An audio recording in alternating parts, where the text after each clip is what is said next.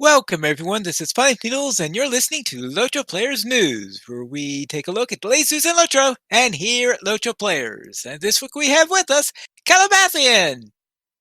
It's going to be a dangerous night, y'all. It's just Pine and just two people. He probably, yeah. Hold on to your seats, y'all. And Krister. Hello. All right, yes, we got the C team tonight. That's right. Hey, C's get degrees. CNC MMO Factory. Yes. Let's go and see what we have in the news for LOTRO this week, where we'll begin with the update 32.0.3 release notes, which was released on March 9th of 2022. And in here, we had Tier 3 of the HiddenHoard of Nankara, which opened up on Thursday. And Tier 3 of the HiddenHoard opened up on Thursday, March 10th. And the leading of the charge deed is available to earn until 3 a.m. on April 21st. I don't know. Krister, does your kin ever go after leading the charges? Oh my goodness, no. We barely go for the dragging behind, so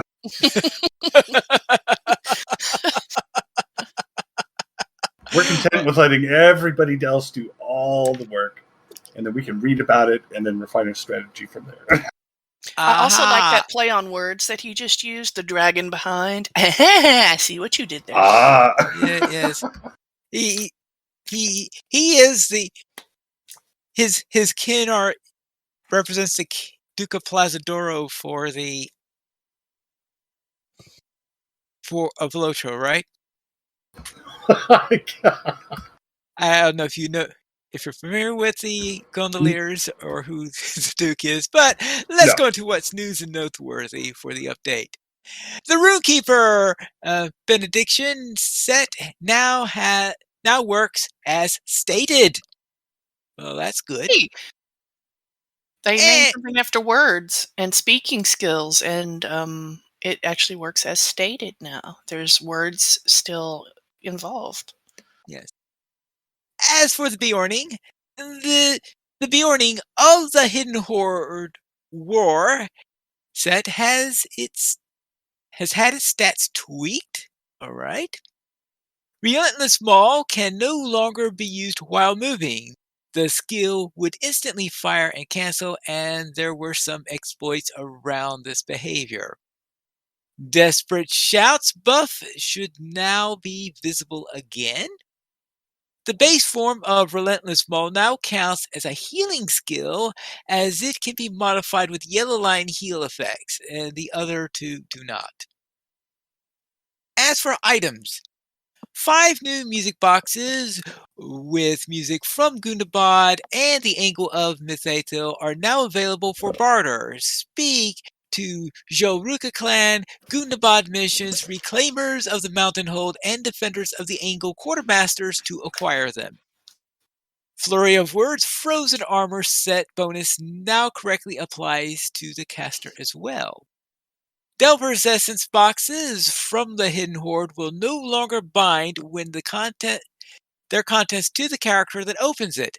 The resulting essences are still bound to account.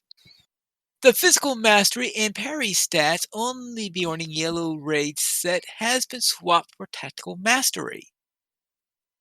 And Chest of Durin the Deathless has had its appearance corrected to match the final chest of the HiddenHoard of Nankara. Ooh. The final chest? You mean that big, huge one? Yeah, that double wide, double tall. The one that looks like it belonged to a huge dragon or something? The double wide, yeah. It's a dwarf trailer. A dwarf trailer. Dwarf or hobbit mobile home would be.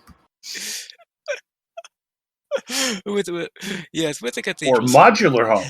Maybe you just put a couple of them together. See. Mm-hmm. Sort of like the classrooms when schools need more space for their students. Yes, the portables. Yes. Hobbit portables. That's awesome.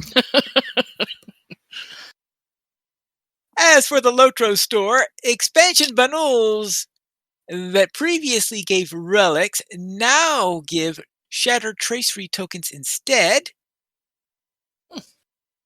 And this applies to the various Mordor, War of Three Peaks, and Minas Morgul expansion bundles for any characters that have not yet opened the bonus item packages for these expansions. So it says, now you're saying, oh, what?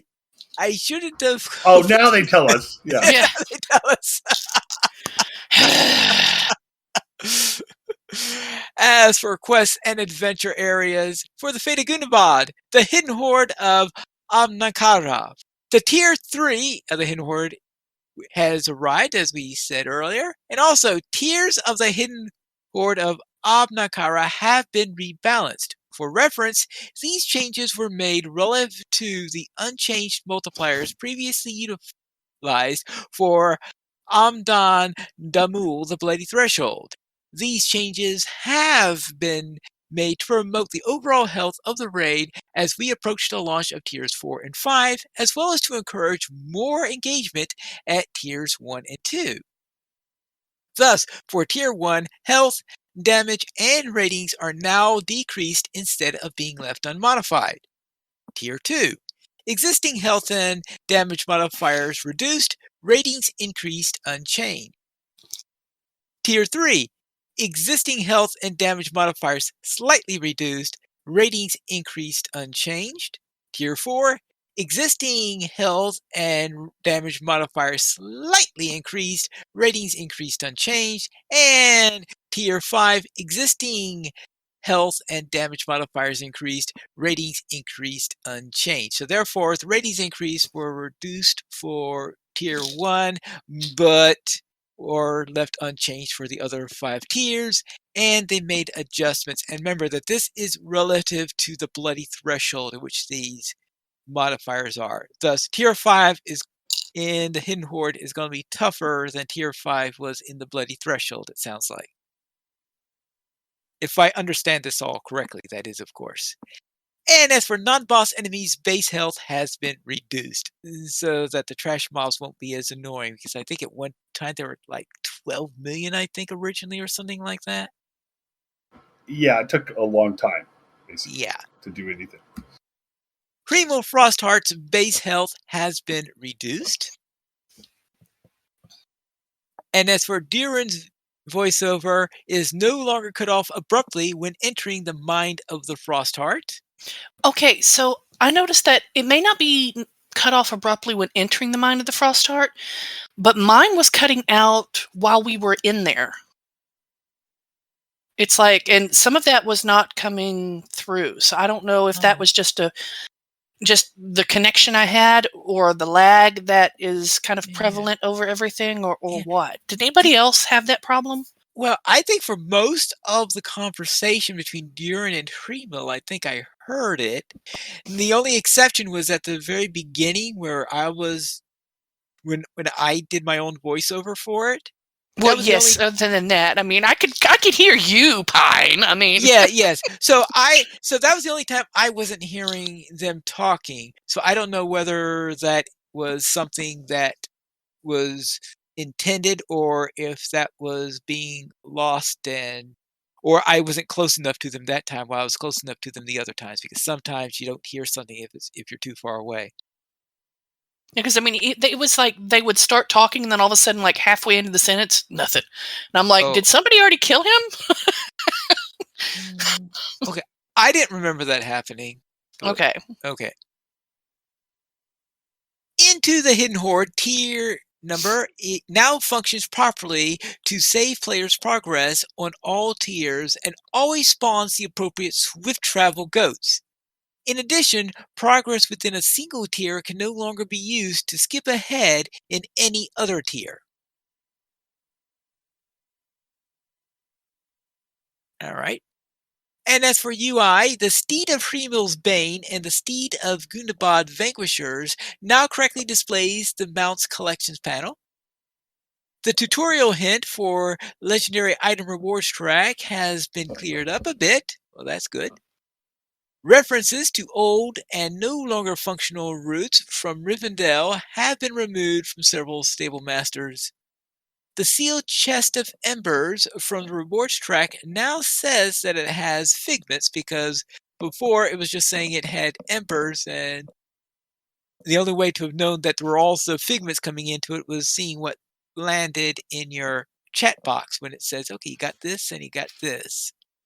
So it's always been given the figments, but it wasn't telling you before that you were getting figments in addition to the embers. Oh, okay. I was going to say, like, they psyched you out and said you're getting embers, but you got figments. No. You got both of them. Okay. Yeah, you get both of them. Urge to kill fading. So. Okay. Hey, you need that urge to kill, though, to come back when you're facing Primo. Yeah, and he's got like over 1 million, on his characters, so you don't want to mess with him. Yeah. I've not yet reached 1 million morale on my character, so probably because I tend to have 1 foot in tanking and 1 foot in doing damage, so therefore I don't have a pure tanking build on my character. Yeah, I wear my raid tank stuff all the time, so I'm basically in tank mode all the time. But I think you probably do a lot of questing in a group. Yep. And so depending on what we're doing, I'm typically the tank in those circumstances. But. Right.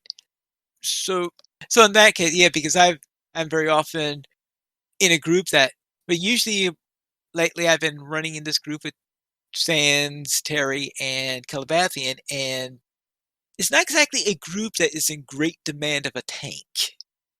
No, not with 2 champions. Right. Yeah, yes. Yeah, exactly. So it's like, yeah. And a hunter. Yeah, 2 champions and a hunter, so I need a little bit of damage just to occasionally do something. Yeah, kind of our main fellowship group has 3 hunters, and one of the hunters is our main DPSer, and he's lethal. And the other 2 have stupendously improved over time, and now they're both equally terrifying. So basically, Krister just runs forward as everybody dies around him, filled with arrows, and that's how we get to the end. So, so I hardly have to do any work. They just all die and drop in front of me before I get to them, and that's what the melees often complain about too. Is they're saying everybody dies before I can even swing my swords at them. As the tank, I don't mind. Yes. Maybe when the next pack comes up, maybe I should have my minstrel run with Terry Sans Calabathian instead of my warden, so that I could, if we need healing, I'll be there for healing. If we need DPS, I could send down satellite strikes, right? Yeah, exactly. Yeah, I bet you that group doesn't, in terms of landscape and adventuring and stuff, I'm sure those champions have no problems whatsoever. Not usually. I mean, it's when Terry is in the mood. Let's see how many mobs we can grab and survive. Yeah. Oh, look, it's an entire screen full of red dots. Let's get them all rounded up, and usually it's like just this. It's like somebody bled on my screen, and then all of a sudden there's nothing, and it's because champion. Right. It doesn't take a lot of time, no.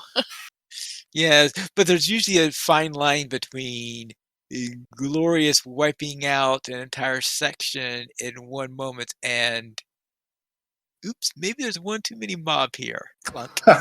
This is true, as we saw in our skirmish run attempt. Yeah, well, there was that. Of course, we also lost somebody halfway, through, and it was difficult with all of us there. 5 people in a 6-man or something, and then suddenly we had 4 in a 6-man, and they kept throwing Priestess of Flames at us, and it was like, could we stop with the fire? Could we do something else now? For a lieutenant. That's a real pain. Also, please note that they are expecting to release a producer's letter for the second quarter next week. And that's when we'll find out what's coming after Gundabad. Maybe If it's another dragon, we riot.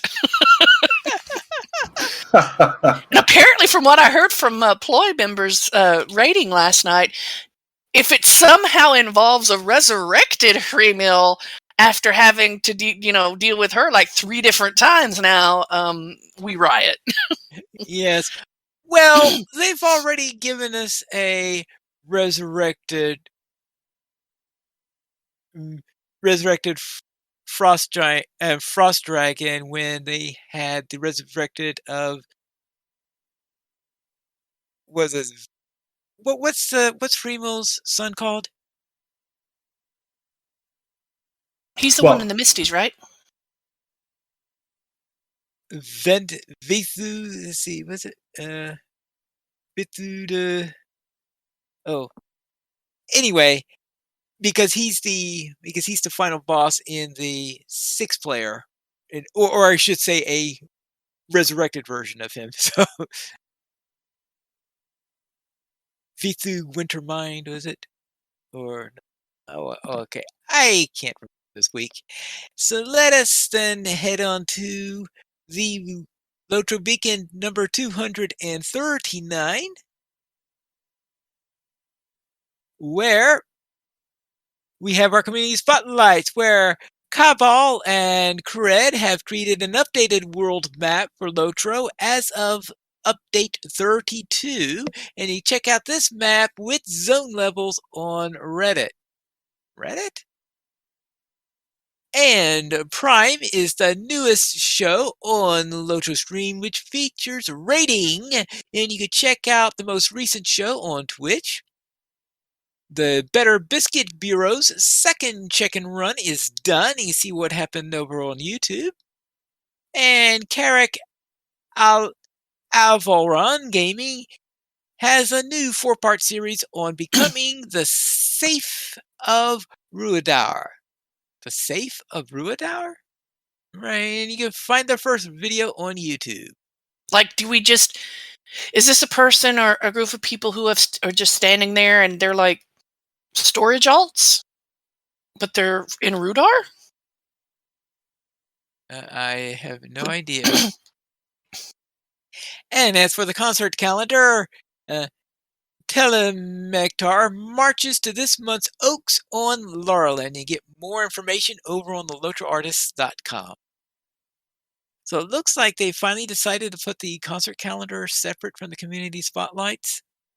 That would be good, because I always had trouble separating those.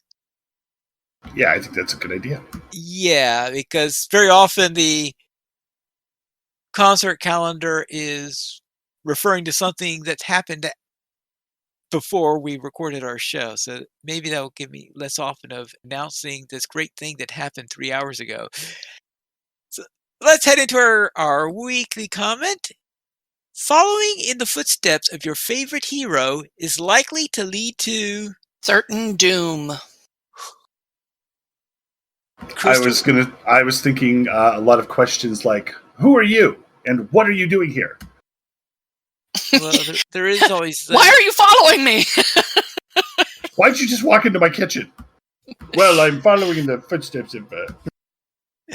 Yeah, I was going to say death, which is, I think, pretty close to what Calabathian said.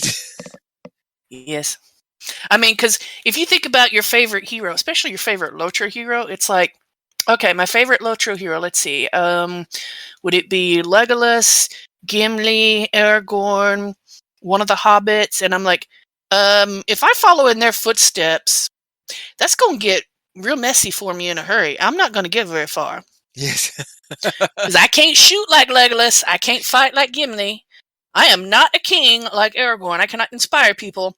And, yeah, I am not walking to Mount Doom. Someone better get me an eagle on the horn. I'm taking the flight, man. Okay, I'm taking the You're taking the flight to Mordor. Yeah, but everyone knows that you can't just simply fly into Mordor. No, you don't simply walk into Mordor. Nobody said anything about flying. Well, yes, But you ever see the Brothers Workshop answer to the thing about sending the eagles into Mordor? Yes. But it's not like I'm going there to just throw the ring into the pit, where it was forged or anything, into a volcano, Mount Doom. I'm literally just flying an eagle following the people who are doing that. That should be fine. Uh-huh. Mhm. All right. It's like a vacation.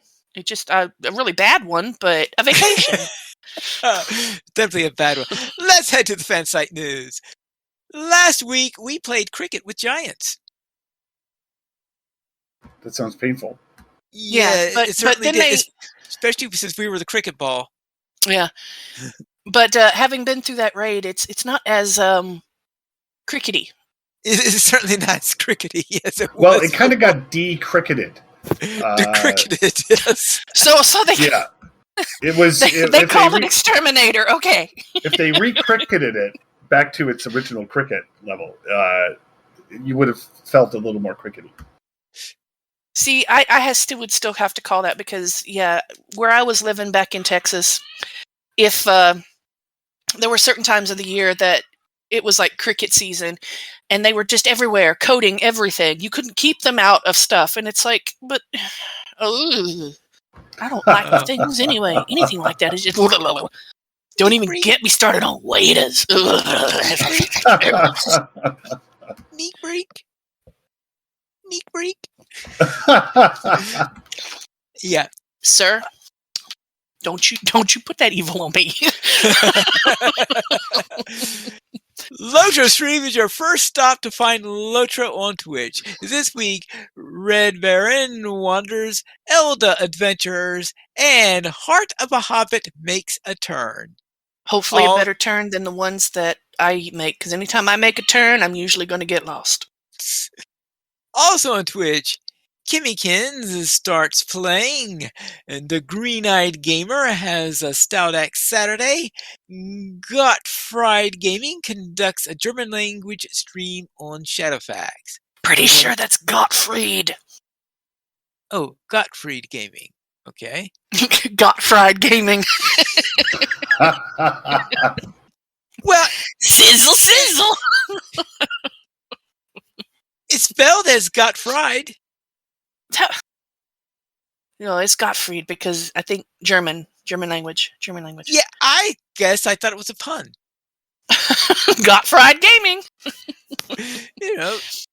Get like deep frying a turkey. That's all I'm saying. We're gonna deep fry some gamers. Yes. Well, sorry, it's been a week. Apparently so. Over on YouTube, Druid's Fire runs the HiddenHoard raid with all bosses, and I was actually in the first section of that. So that was still when they were still playing a bit of cricket back then. And Christopher was in the entire thing, I believe. Yep, that was adventuring with Ploy. So yes, I'm glad you guys were able to. I'm glad it all worked out last weekend, even though you couldn't come for the whole thing. Pine Leaf, it was. I'm glad it worked out the way it did. Yeah, gave some interesting insight, some practice for what came later. Weird Gaming Adventure ranks the top 5 DPS classes, and Banguber quests with a high elf captain. And Cheshire Cat 02 is relatively recent French language LOTRO streamer making videos for their channel with the English name. And you check that out over on YouTube. And Dragonfly Mage has your Serenity. Give it back. Get on That's who took it. Videos from LOTRO on the Dragonfly Mage YouTube channel. And speaking of Serenity, our screenshot of the week, Moskin finds a pretty use of the new ambient environment for their meat hall in this week's screenshot of the week. Submit your screenshot for consideration by emailing to lotro@stayingstonegames.com. That is pretty. So let's head over to our store sales this week. In Calabathian, anything interesting on sale? Um, hmm. Well, you can find your Shadowfax with 25% off select war steeds and mounts, riding skills, select war steed cosmetics, and movement speed buffs now through March 17th. And also through March 17th, our weekly coupon for a 100% crafting XP is with our coupon code Slice of the Pie. Slice of the pie. I'm hoping it's not one of the Hornblower bad pies because Right. Let's then head into our week in gaming. Calabathian, what were you up to? well, on Tuesday night, we were kind of doing our thing with our little group, and we got to watch what Terry called an Angmarum soap opera. Just, and what was even funnier was the dwarf that we had followed, and we were told to, let's sneak in and not be seen and see what we can, catch from these guys, was literally crouched in the middle of like the open while we watched these two Angmarum talking about someone and everything, and it's like, sir, and at one point this Angmarum that was speaking turned right where he could see the dwarf in question, and nothing happened, and I'm like, you're literally staring at this guy. What? Anyway, so yes, Angmarum soap opera. Apparently, we were the studio audience, and that's why we didn't get seen. Just who's playing the music? We need the sound dub. We also met a dwarf who may or may not have been a chicken. Yes, his name was Buck, Bukk. But there was a very sad moment, and we get to meet a dwarf called Buck. It was wild, man. But Buck Wild, you get it? Anyway, I was going to say something about Buck Rogers, but that too. But also, the last few weeks, as Terry and I have been kind of doing missions and such, right around there in Gundabad, we come across this place called Shakajat. And the first time I heard them say anything about it, I could have sworn it was pronounced differently. So you're welcome for this, but it is now Shakajak now. Like, how do you startle a football player? You taser him. Shakajak. So yeah. That's how I refer to it, and that's how it's referred to. Feel free to use that.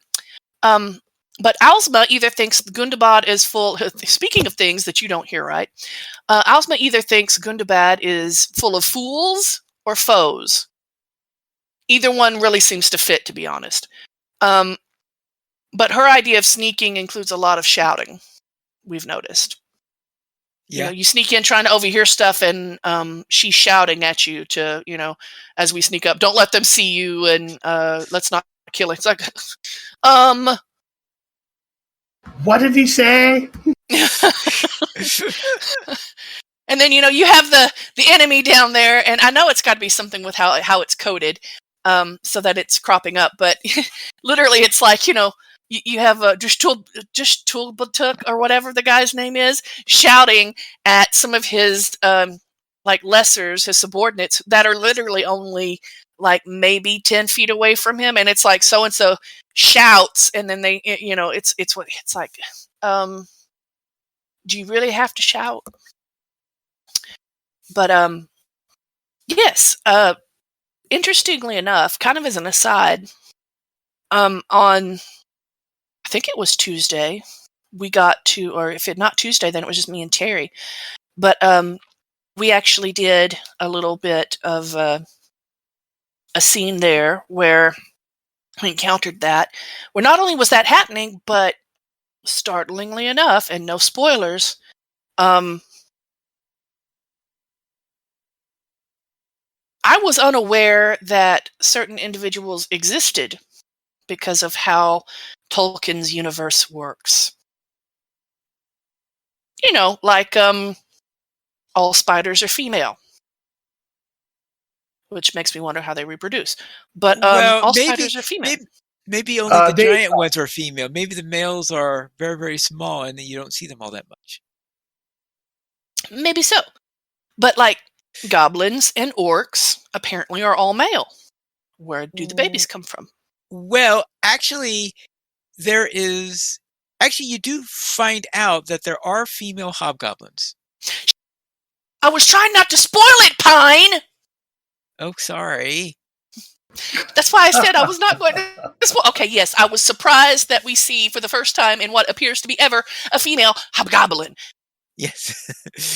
Because they were talking about, let's take care, the female should be taking care of the babies back at home. And I was sitting there like, hold up. That instance. Yeah, Okay. I was like, hold up. What do you mean take it? Who? What? Because I thought it was orcs that were talking and not hobgoblins. And I'm like, there's female orcs? Aren't they saying there's female orcs? What? You know, that, you know, put your little emoji with like the little like head exploding in there for me. And it turns out she was actually a hobgoblin, which, okay, whatever. But, you know, I guess female hobgoblins can exist. But yes, that was very interesting to me. But also last night was Baby's first raid. Cassowary, I finally got him involved in the raid with Ploy. And if they have room, I'm going back tonight. Hopefully. Maybe. Anyway. But Cassowary only died like, 3-5 times or something and had to be resurrected. His shovel did him proud versus Hrimmel. Though I was very proud of Mr. Lumberjack Cassowary and his shovel. It would have been so much better if he could have an axe, but the axe animations just don't. They don't, because he wields a double-handed sword, one of the big ones, and yeah, animation-wise, even a double-handed axe, a great axe, just doesn't. The shovel does, though. Why did you choose a two-handed sword instead of a two-handed axe for Cassowary? I liked the two-handed sword. Terry actually asked me why I didn't choose to go with the two small swords and dual wield, and I was just like, it was a two-handed sword, and okay, so I liked it. I mean, the idea of him swinging it around and boom with the champion thing. I was just like, yes, large sword go boom. Oh, so yeah. You chose your weapon before you. So you chose your weapon before you thought of the lumberjack. Yes, much. Yeah, he's had that big sword. He's had that for absolute ages, because I actually had him wielding that by preference, while I was getting him up into just at the very beginning, and then I Valor'd him and was like, okay, well, Li, what do I choose? Let's go with the big sword. And now I get to run around going, this is my boomstick. So, anyway, but yeah, it was a long time before. Okay. So, I just wish that the animations were fit, because now we've got a lumberjack costume, and you really, if you're wielding a two-handed, sword, yeah. But the shovel does nicely, because I love watching my character turn around and whack someone overhand with that shovel, because he does not hold back, y'all. He slaps the heck out of people with that, and it's hilarious to watch. And he's a high elf, so he does it with style and panache, like a ballet movement. So yeah, it's great. Krister, what was your week like? Well, it was relatively straightforward. We did our HiddenHoard Hootenanny Hoedown on Friday night, and as you too well know, because you participated, which was awesome. Mm-hmm.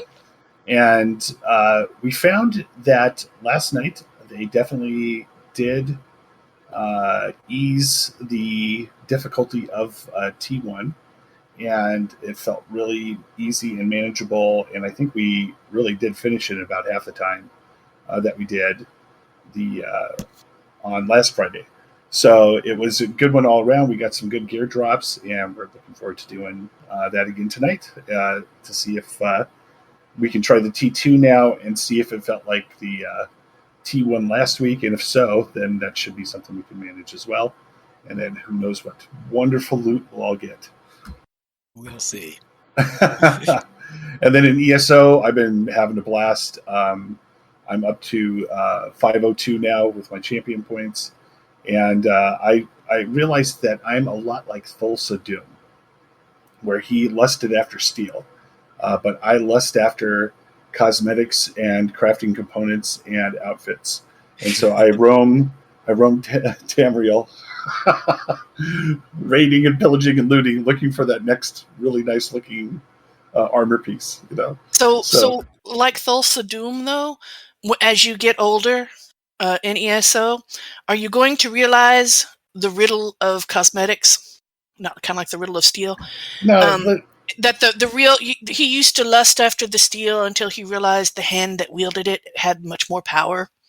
No, I totally realized my destiny. So I've already taken out a timeshare on the Tree of Woe. Okay. I know exactly where I'm going. All right, as long as you're aware, then I suppose it's fine. It's fine. And so that was pretty much it. Oh, so are you gonna, when you get up on the Tree of Woe, is it actually just going to be like a really big clothes hanger? Well, a lot of people don't know this, but there's actually a couple different Trees of Woe. Okay, so there's the classic one that we saw represented in Conan, but there's also one. There's this sitcom in kind of the '90s that had this character named Joey, and he would go "Whoa, whoa," and that was his kind of catchphrase. So that's the Tree of Woe that I've told. So everybody thinks I'm going to the bad one, but I'm really going to the Tree of Joey Woe. Okay, so I see. So Woe. But basically, just had a good week all around. My job's going well, and we had a really good year last year. So everything's just been going good. So I've been having a good week. And Pine Leaf, how about yourself? All right, I'll begin with my low-level warden who completed the quest within the angle of Mythaso. So I've completed that area. And then on Legible, I joined in the festivities for ridding the world of Freemill. In other words, participated in the Hoedown over at the HiddenHoard. And in ESO, I completed the gold quest for the Shadow Fence, and then I headed into the East March. And let's see, it's for champion points, maybe somewhere around 503 or something like that. So doing decently in that department. Then that is it for my weekend gaming. Here's a question, though. Yeah. Are the devs just kind of taking out their frustrations from what's going on in the world in the last 2 years on the game? Because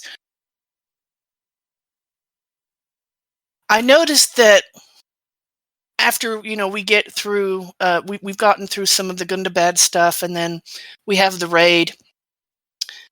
They are offing a lot of our good favorite characters here. Well, it was a war.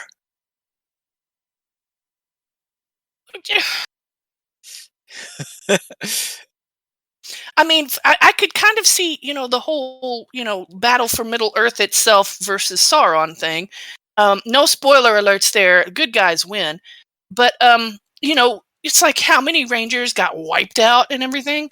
But, yeah, a lot of people that we really came to like over the course of the game, they, are no longer with us. And here, just when you thought it was safe to go liking characters again, we get Gundabad. Oh, well. That's what happens, I guess. Our top supporter this month is LOTRObuild.com. LOTRObuild.com is a collection of full LOTRO databases that includes an items database, a relics database, and a titles database. Also, you can use it right from your Discord server with LOTRObuild bot. We currently have 15 supporters on Patreon, and if you'd like to join this illustrious rate of players and help support LOTRO players, you go to the donations page. You can support the Players Alliance on Patreon. Your money will be used for our podcast hosting, website hosting, and to pay for our live shows. We did not receive any emails as frequently feel like since when you can send it to podcast@loachplayers.com. You can also call us at Twitter.